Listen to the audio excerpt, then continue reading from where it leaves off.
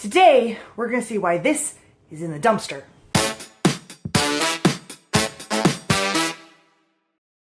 If you are at all familiar with today's film, you were probably traumatized by it in youth group. Or if you're among the more unfortunate, you might need therapy from the multiple home viewings starting in your early childhood.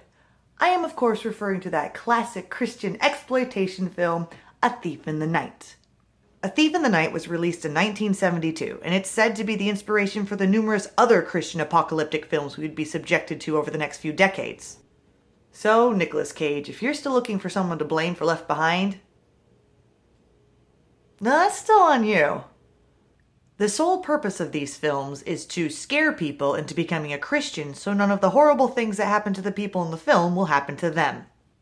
Well, why wait? Let's see what horrible things happen to these people.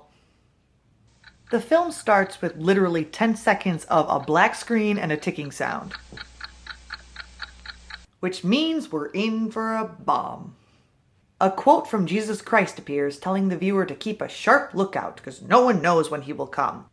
Yeah, Harold Camping. May he rest in Anyway.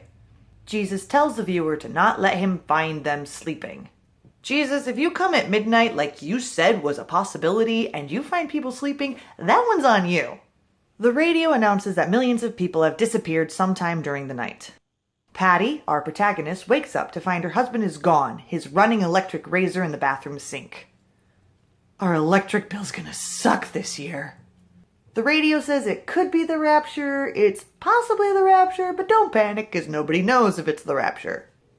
The rapture, in case you're not aware, is that split second in which Christians believe Jesus will come back to earth, snatch up all the believers, bodies and all, and ascend back to heaven, leaving the heathens behind as Satan takes control of the world. Now, according to many Christians, this marks the beginning of an era called the Tribulation, in which chaos abounds and a fierce dictator known as the Antichrist rises to power. The Antichrist usually has a more subtle name, like Dave or Sheldon or something. Good evening. Have you ever given any thought to the kingdom of heaven? Anyway, the movie flashes back to a meeting of the world's most dark and depressing youth group ever. Okay, this woman is clearly too old for a youth group. God bless you, please, Mrs. Robinson. And then the moment comes when we hear the song.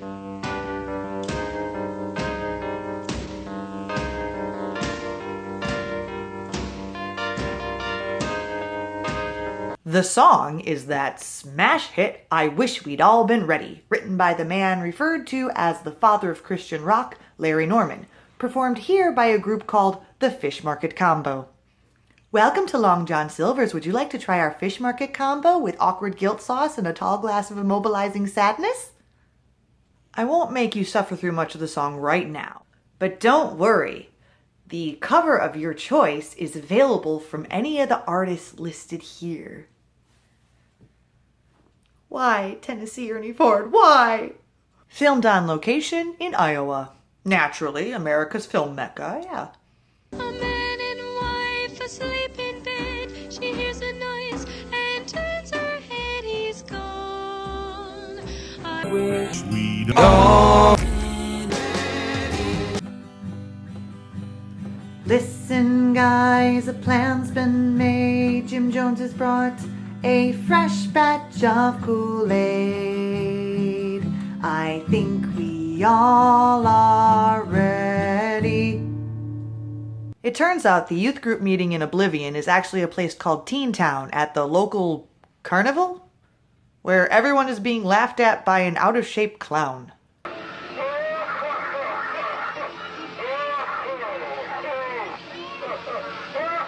Charming. Three friends are just leaving the sermon at Teen Town. Diane, our Mrs. Robinson, Patty, our protagonist, and Jenny, our obvious innocent. You can tell because she's wearing pigtails. Patty explains how she's sort of a Christian. I go to church about every week. I try to follow the 10 Commandments. I read That graven images thing keeps tripping her up. Jenny decides to go back to the teen center and winds up in someone's living room. Wait, someone lives at the carnival? Okay. Jenny ends up talking to someone about God and decides to accept Jesus Christ into her heart. Wait, Jesus was the physical embodiment. You want him in your heart? That seems like it'd be really hard to... Why don't you ask the spiritual part to come into your heart? That seems like he'd have an easier time doing that. I mean, I guess it's maybe more metaphorical, in which case, why are you asking the son? Why don't you ask the head guy himself into your heart? Jesus was...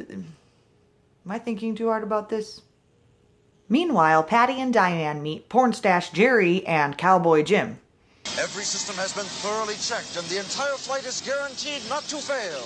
Not to fail. Not to fail. Porn stash Jerry's attempts at humor are making me long for the belly laughs at Purgatory Teen Town. Bortels Bar Rockin' B... Bortels B Bar Rockin' B... Am I reading that right? That doesn't make sense. Jenny tells Patty that she has now met Christ. Patty says good luck with that. Scary Spice from the Fish Market Combo band warns Jenny that Satan's gonna make her life suck now that she's a Christian. Thanks a million, buddy.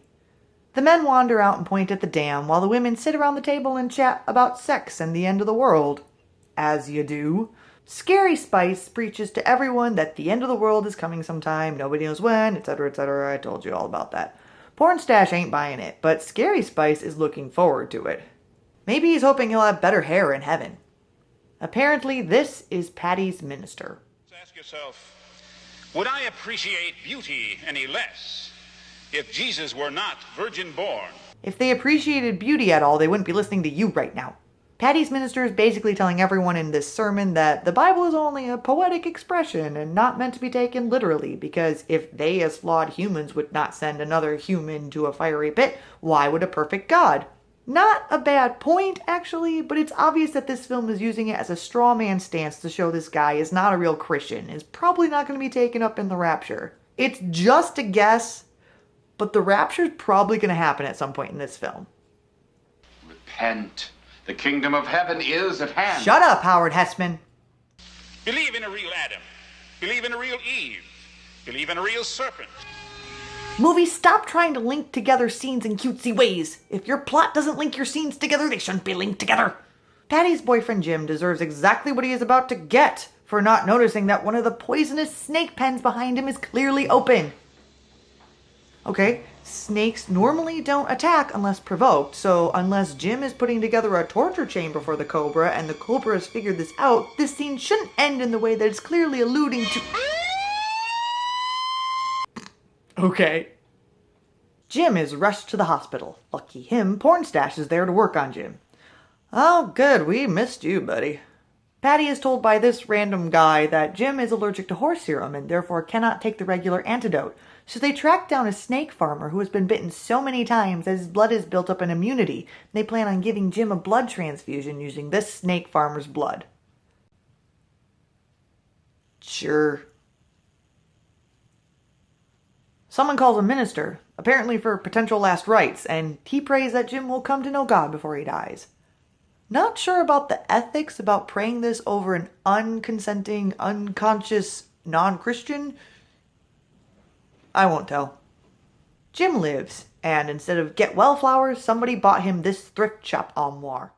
Jenny has convinced her mother and little sister to attend church with her, and Jim shows up because, of course, it's all thanks to God that Jim survived. Not Jim's own will to live, or his immune system, or the medical professionals who tirelessly utilized their years of medical training, or the snake farmer who donated his blood, or the pilot who rushed the snake farmer to the hospital to donate blood, but God, who let the snake bite him unprovoked in the first place. That guy. Thanks, that guy. Oh, now this church is talking about the end of the world also. Coincidence? Yep. The minister says they have conducted studies that tell them the end times are probably near. Yep, the old watch is ticking slower. I think time's about to end. Later, Jenny's little sister Susan comes home and finds a pot of boiling water on the stove and no one around. She begins screaming because she thinks the rapture came and took everyone else. So Susan freaks out and accepts Christ into her heart. Fire insurance, just in case. God can't tell the difference. Eventually, Jim and Patty get married. Even though Jim is apparently not a Christian yet, he invites Jenny's pastor over to discuss God. Jim wonders why God let him get bitten by the cobra, and the pastor tells him that God sometimes uses circumstances in life to bring people to Christ. Wait, there were talking snakes in the Bible. Couldn't the cobra have just told Jim to become a Christian? I mean, not only would that have been more miraculous and impressive, would have saved everyone a lot of time and money and pain from that snake bite debacle. The pastor uses the analogy of Jim receiving the snake farmer's blood to save his life as a parallel to the blood of Christ saving people when they receive it. That's interesting. Not really. Contrived, but not interesting. The way he used a crisis to bring on something good? I believe it. Sure, a God that brings war and genocide and rape and murder and natural disasters and diseases. I don't think he'd even blink at the thought of making a cobra bite you. Jim decides he is now ready to accept Christ into his heart. Patty looks disappointed, wondering why those two find God more interesting than her chips and dip. Later, some typical nondescript morning. Jenny is cooking while Susan plays with a hand puppet. Because 12-year-olds still do that, right? Right. Jenny tells Susan to go next door to borrow a stick of butter. I hope she hasn't been watching Last Tango in Paris. Scary Spice is mowing the lawn. Jim is shaving. There's funky music playing. We're panning up to the sky a lot. Could this possibly be building up to something? I wonder what it could be. Armageddon is almost upon us. I got news for you. It's already here. Oh no, the puppet wasn't saved! And we circle back to Patty from the beginning of the movie. A man on television tells everyone that a new organization called Unite has been formed to deal with this quote-unquote emergency. But don't worry, they're not a big brother. Unite is now requiring IDs on everyone, but they're not a big brother. They need to make sure everyone is behind them in their emergency dealing with efforts. Which makes no sense whatsoever, and people will see through that, right? They're not that stupid, right? Right? Besides, I think that stamp will rinse off after a couple of showers. Maybe you're not supposed to shower anymore either. Maybe Jesus took all the water, too. Oh no, they're reassuring everyone that it's permanent. It sounds like they're trying to make it seem burned or carved into the skin, but not a single person is reacting to it in this way. Oh, the rapture left behind all the masochists, that figures. So ID centers pop up everywhere, and local businesses will do business with citizens only. Yet Patty, without her ID, keeps trying to go into these places anyway. Eventually, Big Brother, who is not Big Brother, announces that everyone who has not been ID'd yet must be assumed to be working with the forces that brought about the emergency. Yes, you, non-ID'd person, you have millions of people hiding in your basement, don't you? Don't you? It's all happening just like I thought it would. If you thought it was going to happen, why didn't you become a Christian then? There's a knock on the door. It's Unite, and they're giving up awfully quickly. Is it just me, or is that clearly a former youth group van? The rest of the movie is a lot of Patty running. I bet the audition for Patty included a run on a treadmill. Patty goes to her old church one night and finds, surprise, surprise, Reverend Screw the Bible is still there. But now he's a broken praying man, and he feels guilty about the congregation of people he misled with his theology doesn't matter stuff. I'm about to burst your bubble. Sir, you are giving yourself way too much credit. Church attendance, in a large part, is confirmation bias. You have people in your church because those people basically already believe the theology you're teaching. If you were teaching something that didn't jive with something they already thought or whatever they already believe, they're just going to go to a different church. There's plenty out there to choose from, trust me. So you are not an influencer. You're basically an enabler. Sorry. But good news, you don't have to feel guilty. That's not good enough. Let's go.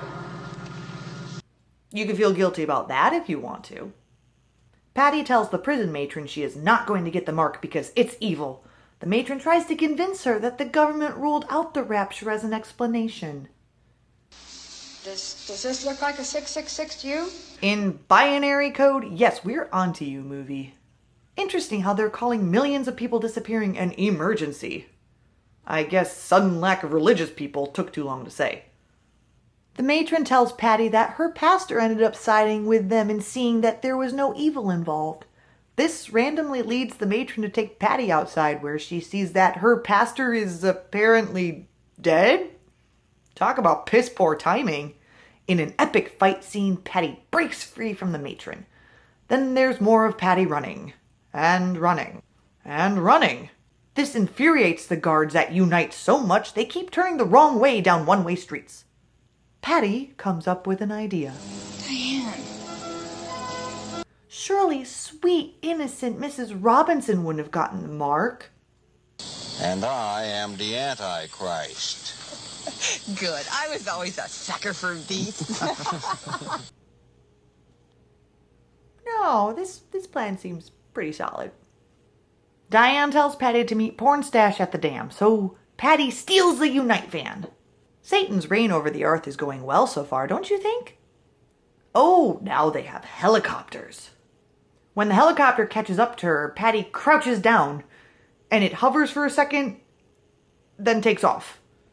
Apparently, it never occurred to them that she might go somewhere they can't land a helicopter. Good job, Satan. Finally, Patty reaches the dam. I don't know if the producers think we're all idiots and are gonna fall for this fake ending, but for those who fell for it... Okay, all units, we've got her safe in our arms. There's a twist! Yes, Pornstash and Mrs. Robinson have joined the dark side. Who'da thunk? Like Night of the Living Dead, all the bad guys slowly chase Patty until she winds up throwing herself off of the dam, but before she can hit the water... It was all a dream. Uh-oh, the clock's back. That's not good. Reports keep coming in from all over the globe confirming it as true. To say that the world is in a state of shock this morning... Oh my God, it's the exact same report from her dream. What are the odds in a low-budget film? And Jim's razor in the exact same spot Jim left it in her dream? So wait, God gave her a dream about how horrible it is to not be raptured as he's not rapturing her. That's kind of a dick move. The end. Is there? Ooh, you got me, movie. Well, in case that wasn't enough for you, don't worry, there's a sequel. In fact, this is the first of 4 films. In fact, the Christian Film Database, yeah, there is one, said they're trying to raise funds for a 5th film. Yet if you click on the link to donate money for it, it leads to some website about lung cancer. Let that be a lesson to you. Try to donate money to a Christian scare film and it will only lead to lung cancer. Considering the most recent film was released in 1983, I think that's a pretty good indicator that the 5th film is simply not going to happen.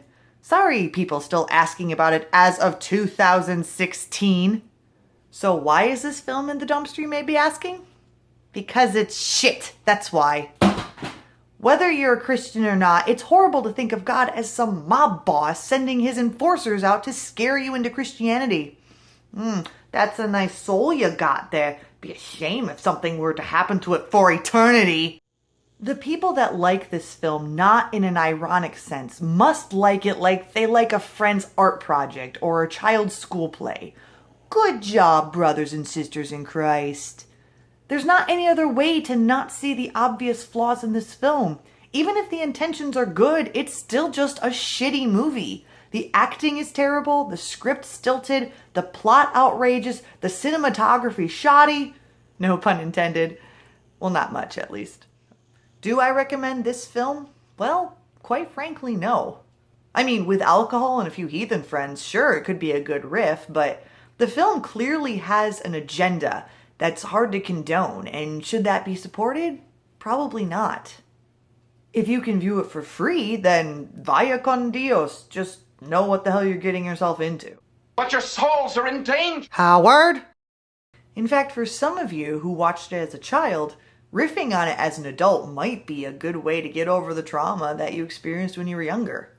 Looking at it now as an adult, it's hard to believe anyone could be scared by this nonsense. But when you're young and impressionable and the adults in the room are telling you that, yeah, this is actually going to happen, it can do damage.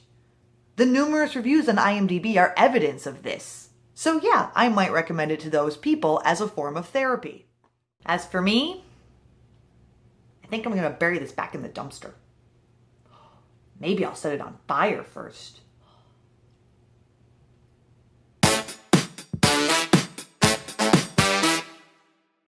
Just imbibe in the good vibe. You know you want to hit like and subscribe. Don't forget the notification button somewhere down there.